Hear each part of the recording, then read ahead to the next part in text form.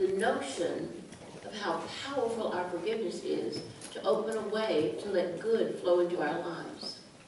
We've talked about the notion that when we start to tithe, our faith is increased 100-fold.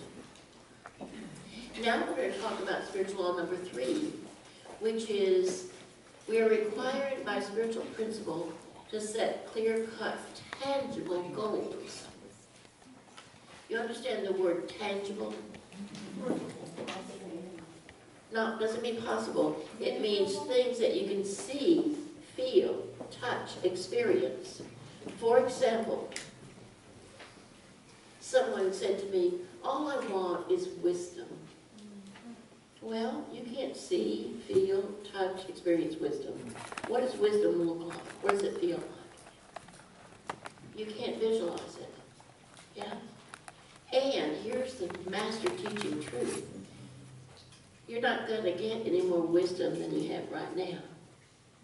You're all the wisdom there is.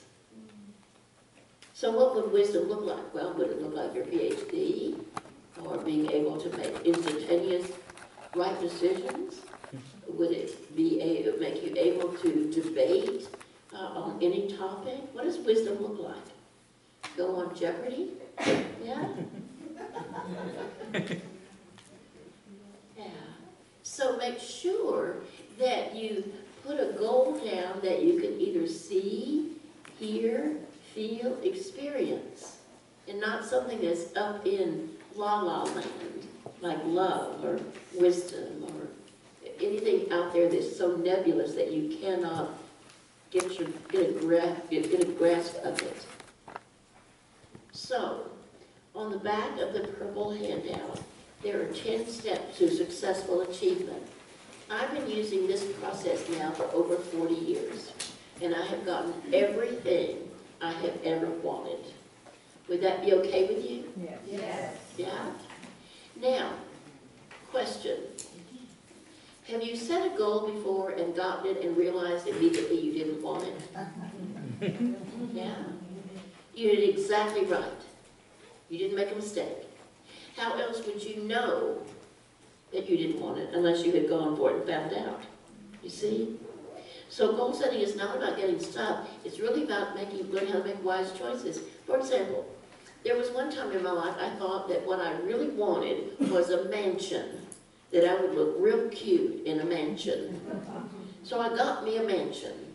And I'm talking, it was one of those beautiful with the big columns out in front and beautiful gardens surrounding it, and you enter in, entryway was Italian marble with a 12-foot chandelier around a spiral staircase, and all the bottom floor was carpeted in thick white carpeting, and the kitchen had every kind of appliance you could imagine. You go up into my bedroom was half as big as this room, okay? And my bathroom was half as big as this room. In the center of my personal bathroom, there was a 12-foot circular tub with a 6-foot crystal chandelier over the top. The faucets were little gold swans with little crystal handles. I mean, you could have seated 12 people formally in my bathtub. I don't know why you'd ever do that, but you could if you wanted to. I loved this mansion. I absolutely gloried in this mansion for about 2 weeks. Then there were big scuff marks on that Italian marble. That white carpet was all dingy and all, trapped in mud and stuff, and the gardens were overgrown, and all the appliances were dirty in the kitchen, and you would not believe the ring in that tub after 2 weeks. It was like, if I keep this mansion, my life's going to be about taking care of the mansion. And I did not want my life to be about that. So I got rid of the mansion just as easy as I got it. Yeah? Now, I learned something. What I learned is I'm somebody who can have a mansion if I want one. I don't want that. You understand? So, don't be afraid to ask for what you think you want. Because you'll either get it, it'll make you happy, or you'll get it, you'll learn something you really need to know. Yeah? So, Go for the desires you think you have. Those desires that you have right now were put in your heart mind to lead you and me along our spiritual pathway. So whatever it is, whether it's a trip around the world, or a Maserati, or to own your own business, or to get married, or to get divorced, whatever it is, if it's a desire in your heart, go for it. Okay?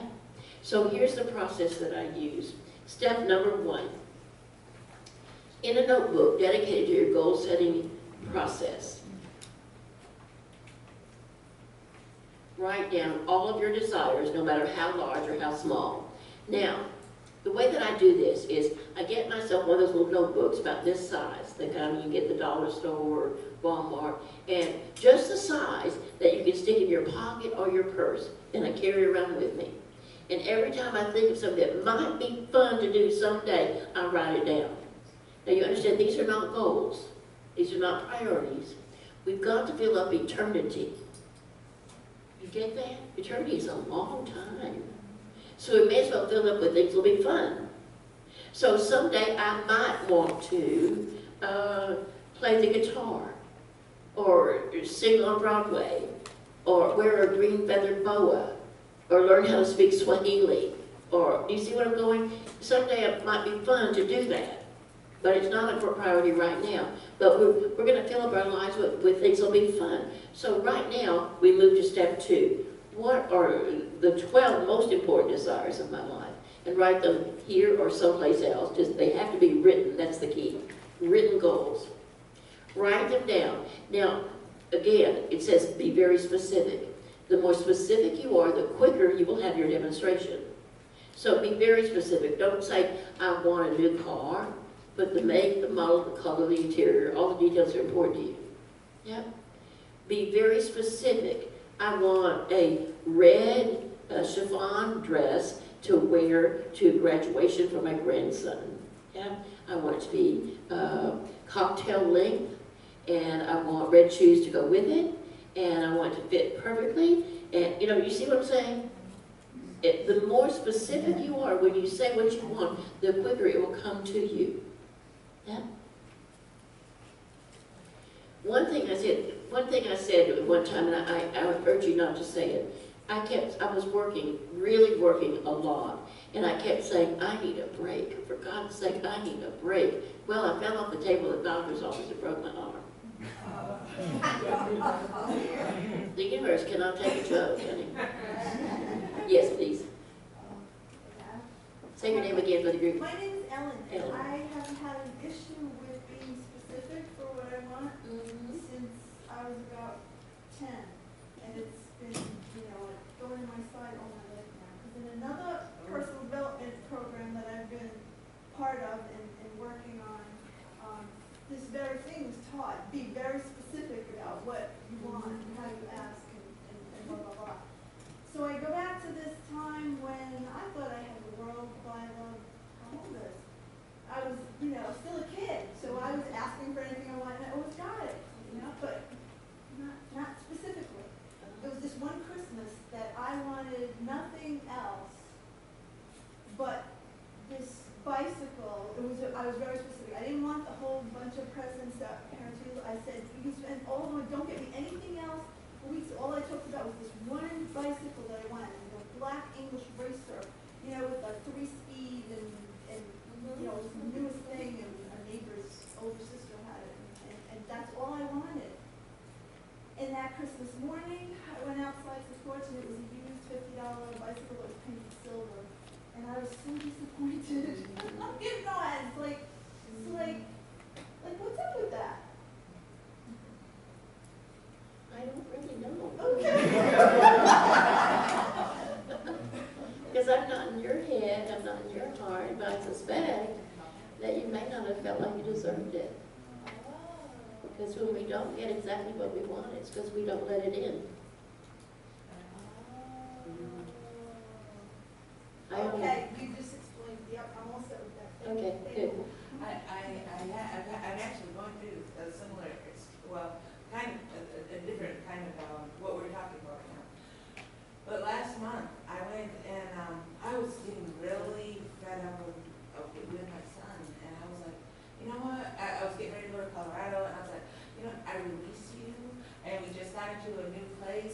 I released this place, I released my job, I released just when I released anything. Went into Chicago, released some more, came back and kept releasing. This year, all of a sudden, everything just started falling away out from under my feet as I was walking. I was like, okay, wait a minute here. Well, your words have power. Your words have power. You asked for it. What do you? I did, but I did not expect it to look like that. Well, I'm sorry. You spoke it into existence. Right, I know, I did. That's what I did. That's why we say, watch your mouth. Watch your mouth, watch your thoughts, watch your feelings, because your word is always creating your own reality. You know that? You're always doing the way you're living and experiencing your life right now, you create it. If you don't like it, create something else. Yeah? I teach people how to walk on fire at my retreat centers. We frequently have fire walks. I've been walking on fire for 28 years. And if you've ever had the experience of creating your own reality, you will do that when you walk on fire. Because I have people who walk on the same fire I'm walking on, and it feels like I'm walking on talcum powder. And they come off and, that was the hottest thing I ever experienced in my life. Well, if you think that you can't accomplish anything without suffering, you'll find a way to suffer. You hear what I'm saying? So you're always creating your own reality, and nothing can happen to you except what you think you deserve. And I deserve the best of everything. Say that with me. I deserve the best of everything. And so does everyone else. So does everyone. But I'm not in charge of their reality. You understand? I'm only in charge of my own. Yeah? Good, good, good. So then, you're going to write your goals down in a very specific way. Then, moving to number 3, that's where most people quit. Be open and receptive to change. Pray daily. Father, Mother God, what must I change about myself in order to achieve my goals? Please notice it does not say what must I change about my spouse, or my children, or my neighbors, or my siblings. It says what must I change about myself. Now, if you ask that question with authenticity, the answer is right there. You don't have to go on a 5-year vision quest, honey. It's just right there waiting for you to ask. Then you have a very important decision to make. Am I willing to make that change? If you're willing to make the change, then you move on to step 4. Determine the date by which you desire to achieve each goal. Now, you've got to put a date down there that you can believe in. Some teachers teach you to put tomorrow, today, and that's okay at the absolute level. But most of us right now are living at the relative level as well as the absolute. And we still are functioning in what we call time. Yeah? Now, Jesus had moved beyond. When he said, let this water be turned into wine, it happened instantaneously. He was evolved to that point. We're not there yet, for the most part. Yeah? So, if you want something and you can believe it can happen by tomorrow, great. But if you think you may need 6 months to learn how to speak Spanish fluently, give yourself 6 months. You see what I'm saying? Don't put down tomorrow. You will already sabotage yourself. And you don't want to do that. Now, I want to, yes, please, Jen. Well, here with goal setting, you say, don't say I will have I already have, already am. Mm-hmm. Yeah, yeah. Now, what's this? But whatever works for you. Because I believe that if I do the rest of this process, I move down to the present tense. So wait till we get through all of it and we'll see what we're doing. But here, I want to really explain something to you because I don't want you to go away from this, have this happen, and be disappointed in the process, because the process does work. But in my experience, there have been several times in my goal-setting process where I've set the date came, and I did not get the goal. So what I do then is I go back to step 3. Okay, you probably told me what I needed to change, but I wasn't listening, or was too stubborn, or I just didn't want to do it, too lazy. Tell me again, I'm ready now. And for certain goals, I've had to do that 2 or 3 times because I just didn't want to do the change, you see. But what I know is God is ready when you are. Imagine with me that you're the parent of a little 4-year-old boy. And this is the cutest little boy in the world. You love this child with your whole heart. And your little boy comes to you one day and says, Mama, Papa, could I please have a Harley Davidson motorcycle? And because you love this child with every fiber of your being, you say to your son, yes, son, of course. I would love to get you a Harley Davidson motorcycle. Just as soon as you're ready to handle it. And that's when your goals come. Just as soon as you're ready to handle them. That's why we do step 3. What do I have to do to get ready to handle this kind of goal? What do I have to change about myself? I set my intention to be the owner of a successful retreat center 12 years before it manifested. Because I kept finding more and more things that I had to change about myself. I had to learn how to work with contractors and builders and financial planners and landscape architects and, all sorts of new experiences that I had to learn. But as I accomplished one, and then the next one, and the next one, at the end of 12 years, the property was, I could buy the property within a half a day. It was that easy. Yeah? So, if you're willing to do your work, you can have what you want. And then, I'd like to do number 5 and 6 together. Number 5 is to read your goals at least 3 times every day, every morning, every evening. And the reason for this is focus. You know about the law of attraction. What you focus on, you draw to you. And then number 6 is about making a mental image of your achieving of that success. See yourself getting on the cruise ship in your mind's eye, or see yourself completing the mile in 4 minutes, or see yourself cutting the ribbon open your new business. You see, make a little mental movie. It's a very powerful thing. Now, in terms of reading my goals every day, what I do is I put my goals on 3x5 cards, and I put them on the mirror, the bathroom, the refrigerator door, and the dashboard of my car, so that I'm always seeing them all day long. Yeah? Because I want to focus on them and draw them into my experience. And then, number 7 is a very important step here. Accept your success now. Act as if you'd already achieved. Take positive action towards your goals. Now, that step is vitally important. Take positive action towards your goals. So, let's just say that you've decided you're going to take off the month of May. And you're going to backpack through Europe. You've always wanted to do that. And you're not going to make any advance reservations. You get your airline tickets, and then maybe, because they're less expensive over here, you get your Brit Rail passes or your Euro passes over here before you go. But you're not going to have any hotel reservations. You're not going to, where you're going to even go when you land. You're just going to go and backpack. You got no luggage, just a backpack. What action could you take today to signal your subconscious mind and the universe that you mean business? I'm going to do this. What could you do? Buy a backpack. Buy a backpack. Yes. Check your luggage to see if you have one in the house. If not, go get one. Check to see if your passport's up to date. If not, make sure that it's done. Get yourself some good, comfortable walking shoes and get them broken in. Pack and repack that backpack to see how much you can get in, because that's all you're going to take. Clothes, for however long you stay there, and all the things that you need to take along for your supplies that you need while you're there. I know one time I took a 10-day trip into the rainforest, and all I could take was a backpack.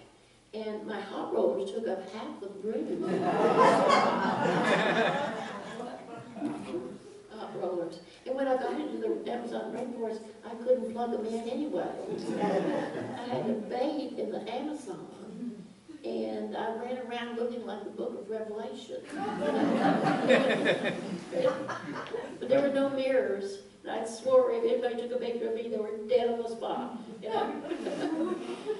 So it was a fun trip, but I'll tell you, washing your clothes every day in the river and hanging them on a tree, that got old. So I'm really grateful that I have lots of luggage these days. I don't have to do that. But that was fun. So, number 8, don't tell others. Keep your goals private between you and God. There's an exception to this one.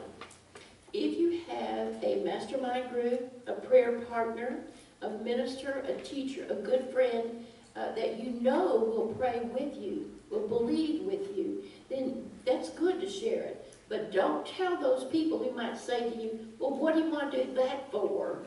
We've never done anything like that in our family. Don't tell those people. Yeah? Your goals and dreams are much too precious to have anybody stomp on them. And then, number 9, cross all the goals as they are achieved and continue to add new ones. You can have it all. And finally, remember that God's highest law is love. That means first and foremost, loving yourself. You cannot love anybody else if you don't love yourself. It's phony. So make sure that you're taking good care of yourself. Treat yourself with dignity and respect. The way you're treated by the world is the way you've shown the universe that you desire to be treated. So if you don't feel that you're being treated very well, it's because you're not treating yourself well. Yeah. Questions on this? Tip number 1. This only works if you do it. If you don't write your goals within 3 days, you probably won't. So I'm going to ask you to turn to your neighbor right now and commit. I'm going to write my goals within 3 days. I want to write my goals. Me too. Write my goals.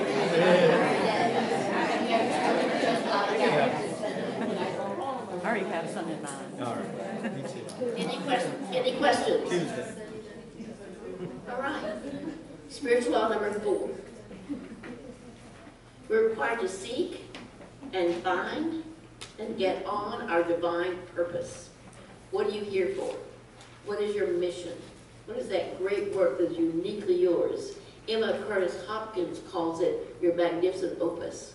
What did you come to do, to be, to experience, to share? How many of you already know your divine purpose? Let's see those hands. Wonderful, wonderful.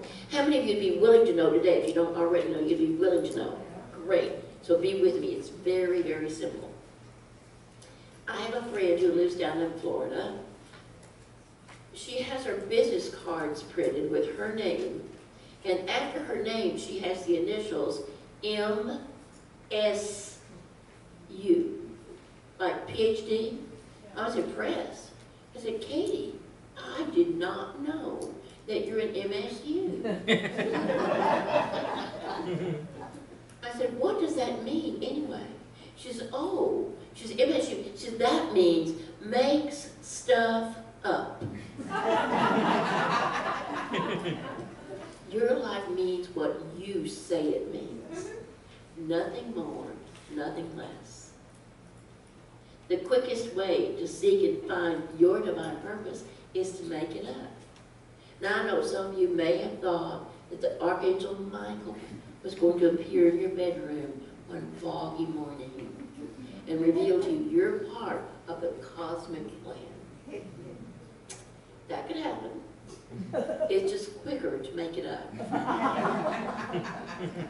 So in order to make up your divine purpose, my suggestion is that you ask yourself this question: what would be the most fun thing I could do with my life?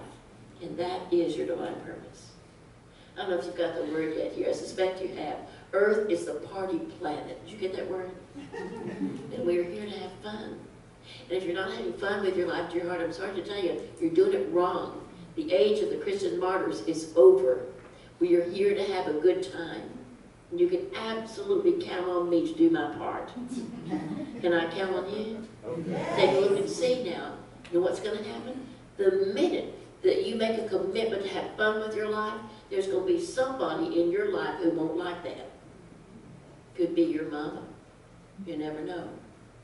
But your job is to live your life, not let somebody else live your life. Do you understand what I'm saying? Yeah. You have to be willing sometimes to stand alone with the God of your understanding, to be your own unique self. And nobody in the world knows what that is except you. They can project on you the way they want you to be, but you can't please them. That's not your job. Your job is to please you and the God of your understanding. If you do that, everything else will come into alignment. I had wonderful parents, and for that I'm very grateful.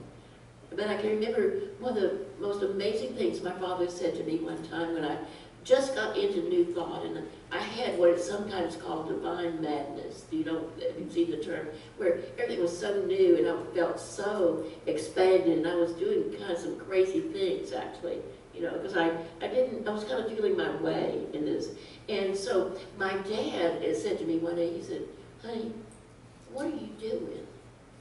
I said, well, Dad, I don't know. He said, well, are you having fun? I said, yes, I am. He said, well, just keep on, honey, keep on having fun. Isn't that wonderful? So I say to you, whatever you're doing, if you're not having fun, find how to have fun, do that. The surest sign of the presence of God is joy.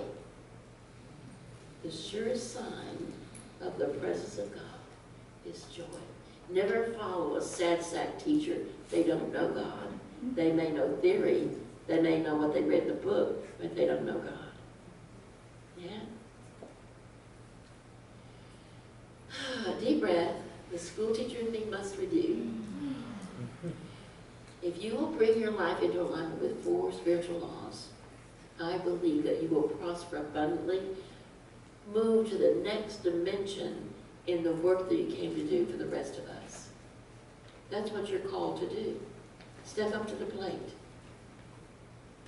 You came to play with the big kids. In order to do that, in my opinion, you have to acknowledge that you know that God is my source. And the way that you do that is by tithing 1/10 of all back where you're fed spiritually on a regular and disciplined basis. As soon as you get that money, the first check or checks you write should be your tithe check. And get them out of your system quickly. I've had the question during the break. If I buy a product, is that a tithe? No, it's not. Okay? If I help out my poor relations, is that a tithe? No, it's not. A tithe is 1/10 of all that you receive given back to that person, place, or institution where you've been fed spiritually. What is spiritual food? Spiritual food is that which causes you to remember who you are, wakes you up and shakes you up and gets you back on your spiritual pathway, empowers you to live a bigger life than you're living. And then you and I both got to forgive every day, every single day, to take time to take our little personal inventory. Okay, who do I need to forgive now? Yeah? And do that. And then you've got to take time to go apart a while and see what it is that you really want. People come to me frequently and say, Edwene, I just don't know what I want. Please don't say that to me. It makes me just want to slap the snot out of you. In a loving and Christ-like way. Because what that tells me is that you're just lazy. You haven't taken the time to go apart a while and just find out who you really are and what you really want. You're listening to what everybody else thinks you ought to do, and you're just one foot in front of the other, and you're just kind of walking like a zombie through life. You're in charge of your life. Live it the way you want to live it. Yeah?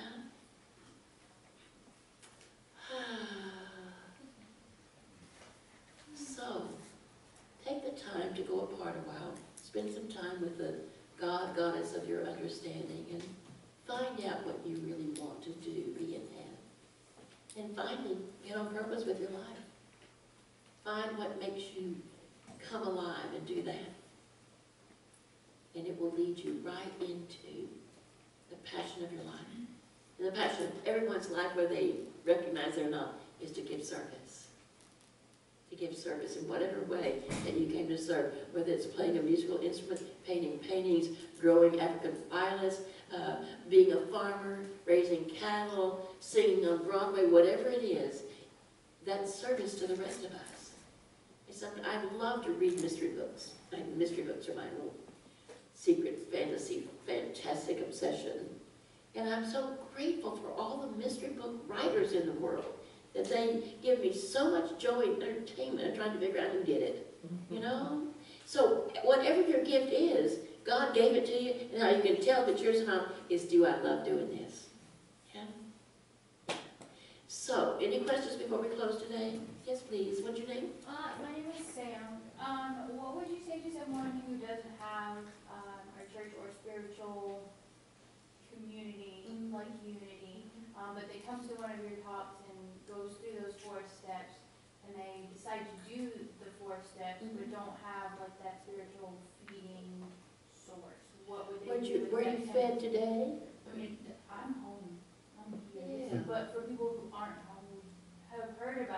don't have all of the connections like we were offered today Yeah. for, being at home at our Yeah, church. yeah. Well, actually, I wouldn't say anything to them unless they ask. That's fair. Yeah, if they ask, I would say everybody is always receiving spiritual food if they'll just pay attention. That might be from a book you read, it might be something that Sam sent to you. It might be remembering a wonderful teacher you had years ago who really fed you spiritual food and checking out and sending them a time. I don't know, but I would urge you to pray about it. And if prayer is too strong a word to use, go within and just ask yourself where this tithe goes. Yeah? Good. Thank you. Thank you, thank you. You going to teach this stuff, Sam? Ma'am? You're going to teach this? I mean, I'll call you. No, people are going to come to you and ask questions. So you may as well know it, okay? And the way you get to know it is to do it. Yeah. Good, good, good. All right. So in a few moments, we're going to receive an offering for this workshop. It is offered on a love offering basis, and many of you have already told me that you're going to begin to tithe, and for that I'm truly grateful. Thank you, God. I know how much it will serve you, and I know it will bless you in ways that you can't even begin to understand yet. Amazing things will happen. If you're going to give today by check, we ask you to make your checks payable to you give Savannah, being aware that the Unity Church here shares with me very generously with the offering for this workshop. Now, take